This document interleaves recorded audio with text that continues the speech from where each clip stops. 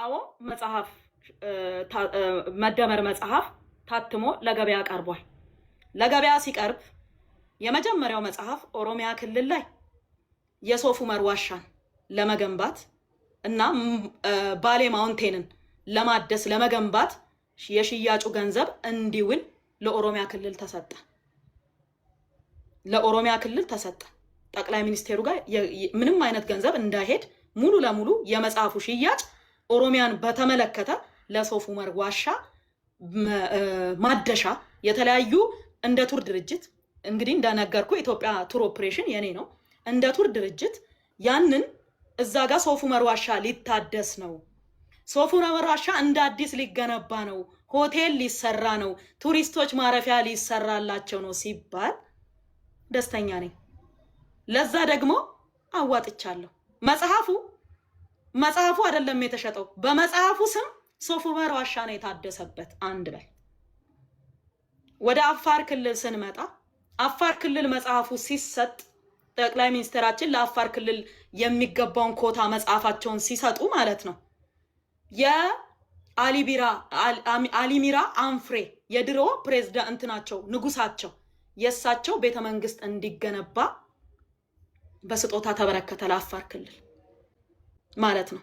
ለአዲስ አበባ ከተማ ሲበረከት ደግሞ ማለት ነው አዲስ አበባ ውስጥ ለወጣቶች ስቴዲየም እንዲገነባ። አሁን እንግዲህ ስቴዲየም በስቴዲየም ሆናለች አዲስ አበባ።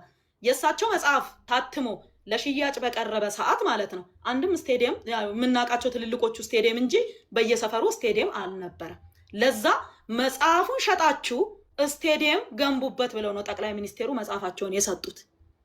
ወደ አዋሳ ደግሞ ሲዳማ ክልል ስንመጣ ደግሞ ማለት ነው የዛኔ ክልሉ ኦልሞስት አልተበተነም በሚባል ደረጃ ነው።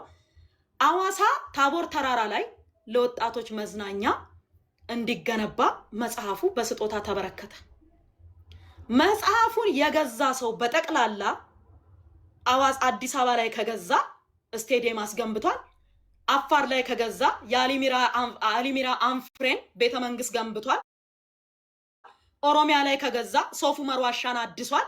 ገብቷል አይደል? አዋሳ ላይ ከገዛ ደግሞ ለወጣቶች መዝናኛ እንዲገነባ ተደርጓል። የአማራ ክልልና የትግራይን አላስታውስም፣ የቤንሻንጉል ምናምን አላስታውስም፣ ግን ለየሁሉም ተሰጥቷል። ለሆነ ዓላማ አውሉት ተብሎ ማለት ነው። መጽሐፉ ለዛ ነው የተሸጠው እንጂ ገንዘቡ ለቤተ መንግስትም ሆነ ለጠቅላይ ሚኒስትራችን ገቢ አልተደረገም። ለምን? ሀቅ ነው። ገብቷል አይደል? እውነት ነው ማለት ልዋሻ አልችልም። ጠቅላይ ሚኒስቴራችን መጽሐፉን ሽጣው ለክልሎች ስጦታ ሰጡ እንጂ ገንዘቡን ሰብስበው ለራሳቸው አልወሰዱ። ስለዛ ሀቅ ስለሆነ እውነታውን ስለማቅ እውነቱን አስረዳለሁ። ስለዛ እኔ ኦሮሚያ ክልል ሶፍ ዑመር ዋሻን ለማስገንባት ያንን ገንዘብ አዋጥቻለሁ። አሁን ተመለሳለሁ። ስለዚህ በዚህ አንብብላቸው ምናልባት ከግብርና ሚኒስቴር አንብብላቸው የተሰጣት ይኸውና ማህተብ የተመታ ነው እና አነበዋለሁ በመሃል ለምን ጉዳዩ እንደዛ ስለሆነ የመዝገብ ቁጥር ይላል። የመዝገብ ቁጥር 1176 ህዝባር 86 የሚል ነገር አለ። ቀን በ12/01/18 የተጻፈ ነው። ግብርና ሚኒስቴር አይደለም። የግብርናው ነው። ኦኬ የግብርና ሚኒስቴር ለኢትዮጵያ ነዳጅ ኢነርጂ ባለስልጣን አዲስ አበባ የሚለው ማለት ነው። እሱ ይሄ ነው አይደለ? ኦኬ ማህተብ የተመታ ነው። ምን ይላል? ቁጥር 13 ህዝባር ኤንልና 8 ዲ44 ህዝባር 252 ቀን በ4/11/2017 የተጻፈ ነው ይላል። ለኢትዮጵያ ነዳጅ እና ኢነርጂ ባለስልጣን አዲስ አበባ ጉዳዩ የድጋፍ ደብዳቤ ስለመስጠት በረከት ወርቁ አደራ ፋርም እና አግሮ ኢንዱስትሪ ኢንቨስትመንት ኦሮሚያ በአፋርና ደቡብ ኢትዮጵያ ክልሎች 2840 ሄክታር መሬት ላይ አትክልት ፍራፍሬና ሰብል በማምረት ስራ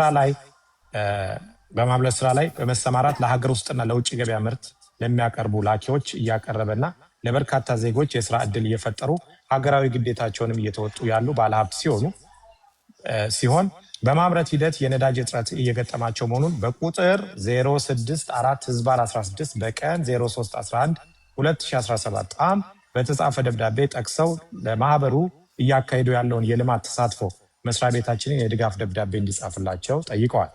በመሆኑም ባለሀብቷ ለዘመናዊ የግብርና ቴክኖሎጂ በመጠቀም ሰፊ በማምረት ለሀገር ውስጥና ለውጭ ገበያ ለሚልኩ ላኪዎች የአትክልትና የፍራፍሬ ምርት ከማሳ በጥራት በአይነት በመጠን በከፍተኛ ደረጃ ለገበያ በማቅረብ የዋጋ የማረጋጋት ባሻገር ለአካባቢው አርሶ አደር በኢንቨስትመንት ለተሰማሩ ባለሀብቶች ሞዴል በመሆን ያላቸውን የእውቀትና ልምድ በማካፈል እጅግ ከፍተኛ አስተዋጽኦ እያበረከቱ ይገኛሉ።